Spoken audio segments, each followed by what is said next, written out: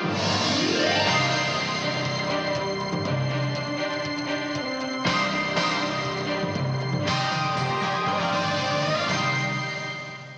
good afternoon, and welcome to Newsroom series. I'm Olumide Macaulay. Thank you for joining us today. Our focus is the southwest region of the country. But first, we'll begin in the northwest region, where the former governor of Kaduna State, Mr. Nasir El-Rufai, has formally resigned from the party, citing irreconcilable differences between his political ideology and the current trajectory of the party. He stated this in a Facebook post, which he also confirmed on his verified X handle, stating, "Recent developments in the APC, which according to him has left no desire on the part of those who currently control and run the APC to acknowledge, much less address, the unhealthy situation in the party," in his words. Mr. El-Rufai, who was a founding member of the APC, said he has raised concerns in private and more recently in public regarding the trajectory of the party. He adds that he has since joined the Social Democratic Party, the SDP, and will, in partnership with other progressive politicians from the major opposition party, that would challenge ruling APC in all elections going forward.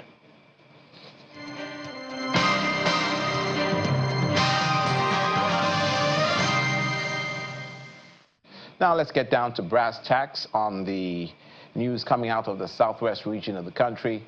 On Newsroom series today, Commonwealth Businesswomen Africa has held its biannual summit for 2025 in Lagos. The meeting, which coincides with the celebration of the International Women's Day, serves as a platform to explore the challenges that women face and prefer possible solutions. The Minister of Arts, Culture and Tourism and Creative Economy, Hannatu Musawa, raised concerns on limitations from culture. Our correspondent, Ini John Mekwa, reports. Members of the Commonwealth Businesswomen Africa, CBW Africa, have invited friends, associates and leaders in various spheres for their 2025 summit. While building on the global celebration of International Women's Day, this meeting has the theme Synergies for Sustainable Prosperity, uniting trade, health innovation, technological advancement and clean energy solutions in Africa. Together, we will explore how we can create synergies among these critical areas, ensuring that women's voices resonate in these discussions. We must confront the challenges head-on. Women are often sidelined in decision-making processes that affect our lives and our communities. We need to raise our voices and demand equal representation, and that means we have to be skilled. One of their friends is the Minister of Arts, Culture, Tourism and Creative Economy, Hannatu Musawa. Her concerns are around the limitations rooted in cultural roles and practices. My challenge is to ensure that we can tap into that culture as a bastion of our strength, as a bastion of our unity as a people. While Nigeria's rich cultural heritage has focused some of the continent's most creative entrepreneurs, it has also posed challenges, particularly for women, in breaking free from traditional roles. Traditional roles, there are many traditional roles that we can tap into that will empower us as a people and as a community. But there are some traditional roles that we have to negate in order to ensure that we're able to empower ourselves as women and break free from those shackles that continue to hold us down. The wife of Lagos State Governor, Ibijoke Sanwo-Olu, has a broader view. Distinguished guests, I boldly state that women-owned businesses remain a formidable force in Africa's economy. Despite this, challenges such as limited access to finances, markets and digital resources continue to hinder their full potential. To address these challenges, we must strengthen intra-Africa trade through the African Continental Free Trade Area and ensure that women-led enterprises are prioritized in trade policies, funding and market access. Similar conversations continue at the three-day summit with more perspective and ideas set to be shared. Meanwhile, young women have been advised to embark on self-discovery and development to be able to make an impact and attain leadership positions in society. The Vice-Chancellor of the Federal University of Technology, Akure, Ondo State, Professor Adenike Oladiji, disclosed this while addressing a symposium in Akure, the state capital. Represented by a professor in the Department of Mechanical Engineering at the university, she notes that the young females must brace up to face the challenges of the 21st century.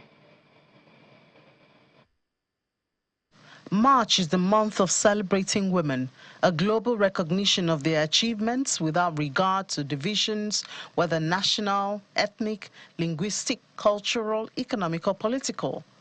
The month-long commemoration provides an opportunity for different fora to lift up women, especially young girls. At a symposium for girls organized by the Federal University of Technology, Akure in Ondo State, the Vice-Chancellor, Professor Adenike Oladiji, advises girls to look inwards to discover their God-given talent and expertise and utilize them to develop themselves and the society. The VC, who's represented at the event, equally wants parents, teachers, religious leaders to strive to be good role models to the younger generation. The social media now has a lot of pressure on young girls, because you have pictures that will tell you this is the best look you should have, and so many of our young ones are, I would say, dissuaded or distracted by such. But what matters is the value you can give to your immediate environment or even the larger environments. It's about what you intend to offer. And for a young girl, you need to be intentional about your purpose. And the purpose is about being impactful. An Akure-based medical practitioner and gender advocate, Dr. Yetunde Olaguji, identifies low self-esteem as a major hindrance to achieving success by adolescent girls. She emphasizes that a society must be able to instill virtues such as good morals, discipline, and perseverance in the adolescents, both males and females, for them to reach their goals in life. Children, they learn passively through observation. Most of the time, they tend to follow whatever their parents do. They don't rely on what they say. So it's important that parents are good role models, because 24/7 of the time they are with their parents. So the father and the mother should have good character to be able to change and influence their children. Then from the parents, then we can now go to their schools, because they also spend quality time in their schools too. Teachers also can be good role models to them. One of the students speaks on how the program has impacted on her. I actually learned today that I should not look down on myself. Yes, there is nothing others are doing that I cannot do.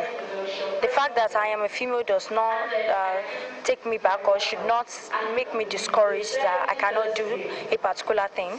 I am a female. I should be courageous, be bold, that there is nothing I cannot do. At the end of the symposium, girls and young ladies leave better armed with the relevant knowledge they require to rise above the challenges posed by the society as they aspire to become future leaders. To infrastructure development, the Ogun State Governor, Prince Dapo Abiodun, has reiterated the commitment and resolve of his administration not to develop a section of the state at the detriment of others in the distribution of critical infrastructure. He gave the promises while commissioning the 3.22-kilometer Erinja Road in the ancestral home of the Inspector General of Police, Kayode Egbetokun, in Yewa South Local Government Area of Ogun East Senatorial District of the state. While seeking the understanding and cooperation of residents, the governor announced the award of some other roads, just as he admonished residents to make judicious use of the roads. Governor Dapo Abiodun and his entourage are welcomed to Erinja Orile, the hometown of the Inspector General of Police, Kayode Egbetokun, by enthusiastic residents to commission the new road.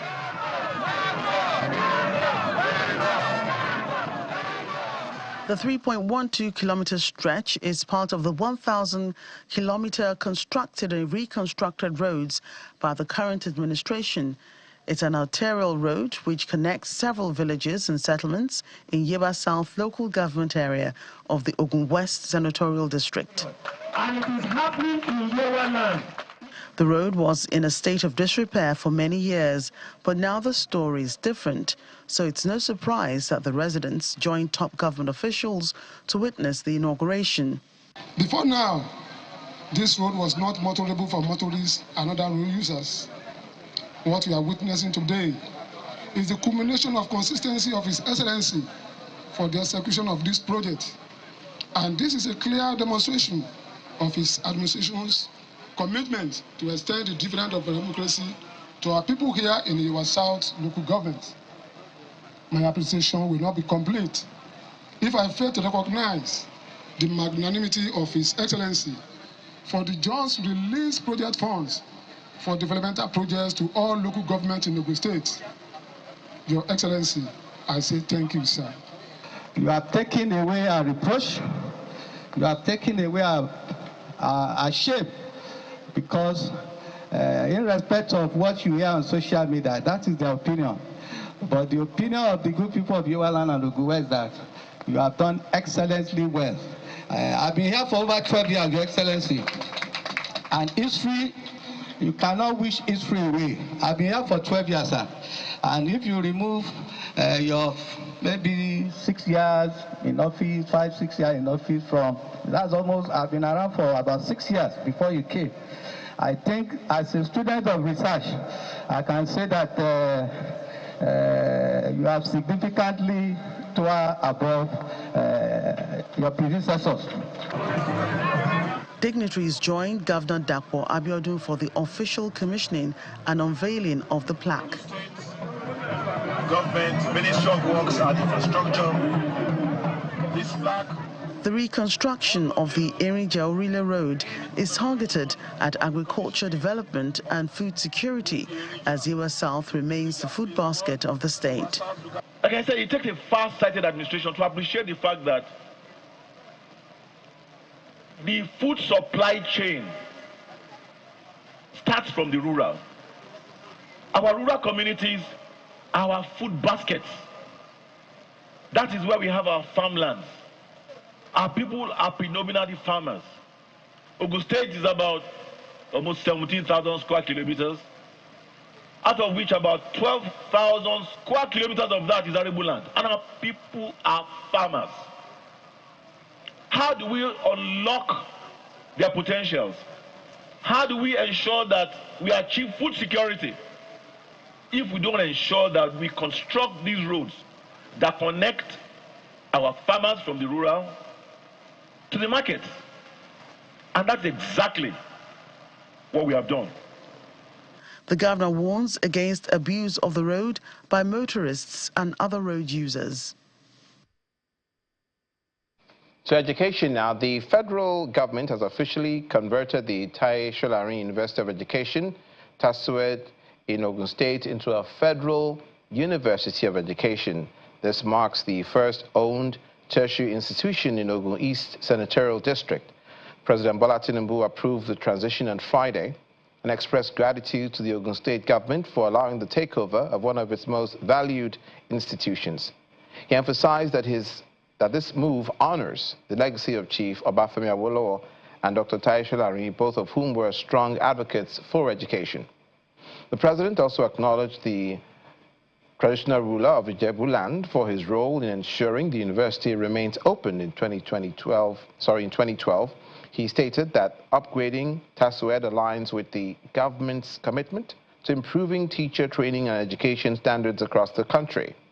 Founded in 2005, TASUED was Nigeria's first specialized university of education. With its new federal status, it joins Alvan Ikoku Federal University of Education in Owerri and other universities in Ondo, the Adeyemi Federal University of Education, as the nation's third federal university of education.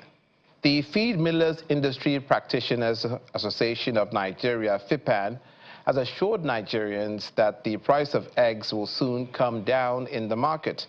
The national president of FIPAN, Mr. Ayola Oduta, who was speaking during a press conference, recommends special partnerships with agricultural agencies and institutions to pilot contract farming with maize growers for feed-grade maize for poultry and ruminants by reducing competition with human consumption. He commended President Bola Tinubu for improving security, which he says has helped reduce feed and food prices significantly in the market. He also appeals to the federal government to review tariffs on essential imports in the livestock value chain to further reduce the cost of production of feed. The efforts of the President, Senator Bola Ahmed Tinubu, GCFR, and the Ministries of Agriculture and Food Security and the Ministries of Livestock Development has resulted in a reduction of food and feed material costs recently. And from all indications, this trend is likely to continue. Members of the association have started reflecting this development with reduction in prices of animal feed across the country. This gesture is highly commendable and mostly due to improving security in crop growing regions and the confidence in the government policies that are starting to show positive results. A major challenge that some of our members who are importers of additives and equipment that support the industry is with delays and additional fees at the ports of entry due to changes in codes and other costs. And for food and therefore feed to reduce in cost, this needs to be reviewed so that we can source the external components of feed at a price that would allow us to continue to reduce cost of production.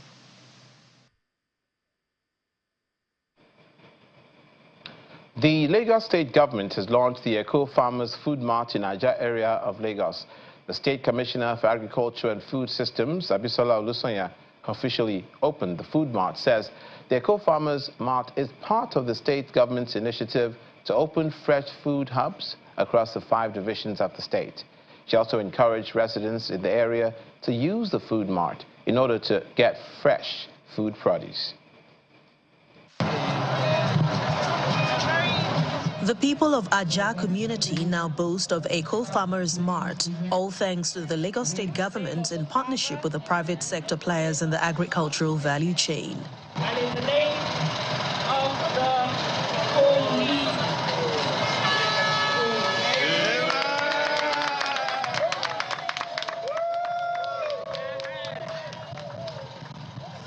Eco Farmers Mart is one of the initiatives of the former governor of Lagos State, Babatunde Fashola, to create mini markets across the state, and the current administration is also towing the same line to curb incessant hike of prices of food items.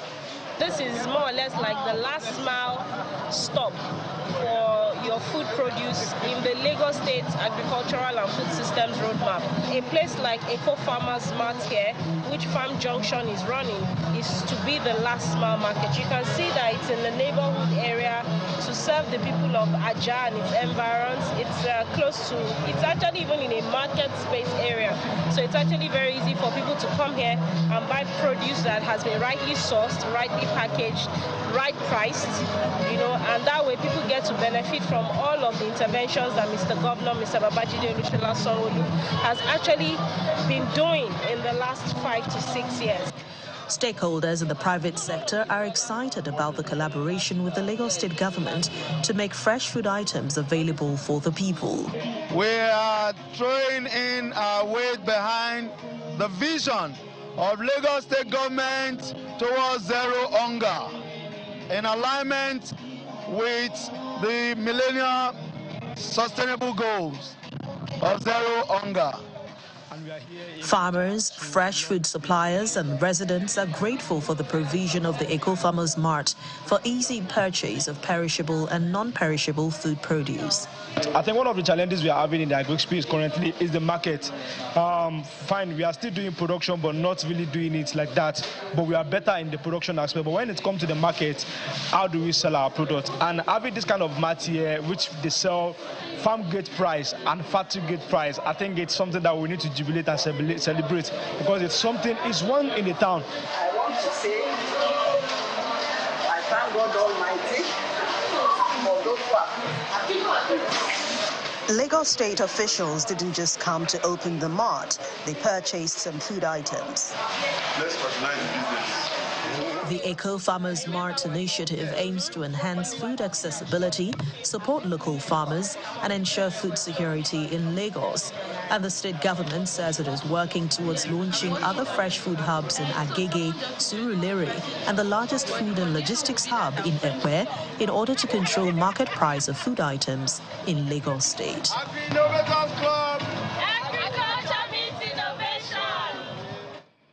Away from agriculture, government at all levels have been admonished to create special needs hospitals and centers that can offer specialized care to those who need them. Experts in the care of autistic children made the call in Ibadan, the Oyo State capital, that an advocacy program attempting to set an actionable agenda for the care of autism. They argue that with a 2.3% prevalence rate, Nigeria has an increasing population of autistic children with no clear-cut path for their treatment, management, or control. In this report, our correspondent, Bukola Orio, examines the challenges of autism, the myths, the wins so far, and what must be done to make it better. It was a small gathering in Ibadan, the Oyo State capital, involving just about 100 people, all of them women caring for autistic children. The burden of autism is heavy, both on the children and their parents, especially women who have become single parents, forced to resign their jobs so they can take care of their autistic children. This advocacy program attempts to set a new tone for scaling up awareness on autism so more children and their parents can get help. Number 2, overlooking the sensory. This event, however, heralds hope as it hopes to stop the blame game from spouses, relatives, and society. These people, they need the help too from the government. The government, local government can come into these communities and help those children. See, no child should be left behind. Every child is gifted in their own way. It's not necessarily for them to be in private schools, they're the best. But you see, they are gifted. Autism is not a disability, it is an ability. Do you understand? So that is where I think the government should help these parents. Those who commit to care for the special needs children explain how tasking it is raising an autistic child. We want the government to come in to this something like this, because it's not all schools we can take them to, because they have their own special school. Me now, they asked me to take my son to a special school, that is speech therapy. When I get to the school, they asked me to come and pay 1.something million, and which is not using. So we want the government to provide school for them. A parent that not have good work, not only good work, something to support themselves, they cannot take care of the children. They require special attention,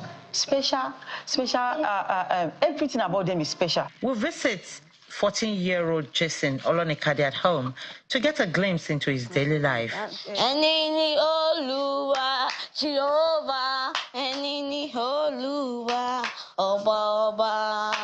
Raising an autistic child as a single parent is especially challenging financially, emotionally, and socially.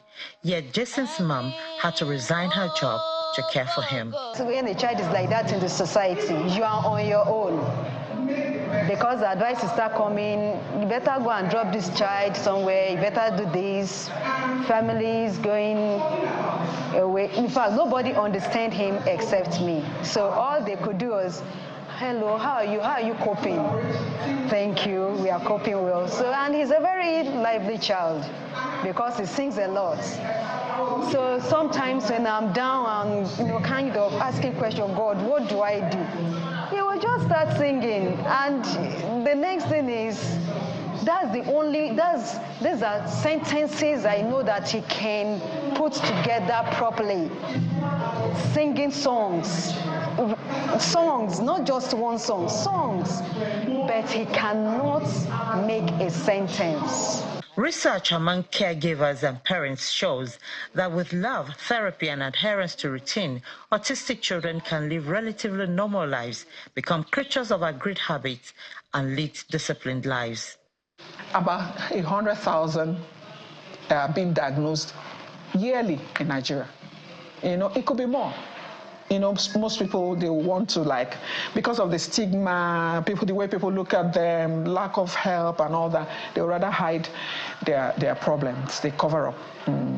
But with the ones that come to hospital, at least 100,000 per year. A lot of them didn't even understand what autism was all about. So we and my team decided to come into Ibadan, the rural communities, and then were able to teach them, train them, both parents and children, about autism. And then with doing this, it has reduced their frustration on how to deal with their children. With an estimated 230 out of every 10,000 children being autistic in Nigeria, medical experts are scared that the prevalence of autism in children is not reducing, with many yet to be diagnosed.